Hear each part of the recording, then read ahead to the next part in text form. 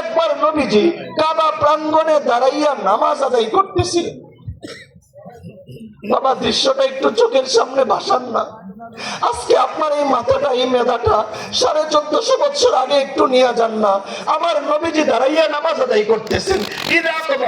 উকবা ইবনে আবি মুআইদ পিছন থেকে, উকবা ইবনে আবি মুআইদ নামের একটা দুষ্ট কাফের আসছে পিছন থেকে। হুজুর তো নামাজে দাঁড়ানো, তো আখাযা বিমান কিবি রাসূলুল্লাহ সাল্লাল্লাহু আলাইহি ওয়াসাল্লাম পিছন থেকে আইসা আমার নবীজির গাঁটটার মধ্যে চাপ দিয়া ধরছে। আজকে জিজ্ঞাসা করি বাবা, এমন কে আছেন আমাকে বলতে পারবেন মসজিদে নামাজ পড়তে যাওয়ার কারণে কোনোদিন গাড় ধাক্কা খাইছেন? আমার নবীজি মসজিদে গেছেন, নামাজ পড়তেছে, পিছন থেকে আমার নবীজির গাড়ির মধ্যে ধাক্কা দিয়ে ধরছে।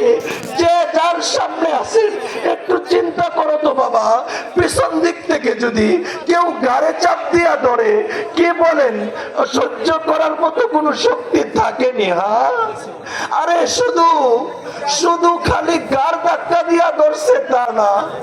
ওরে বাবা শোনেন শোনেন, আমি ছাইড়া দিচ্ছি, যারা দাঁড়ায় রয়েছেন না বসে যান, একটু পরে দোয়া হয়ে যাবে। বাবা বসেন 2-1 মিনিট।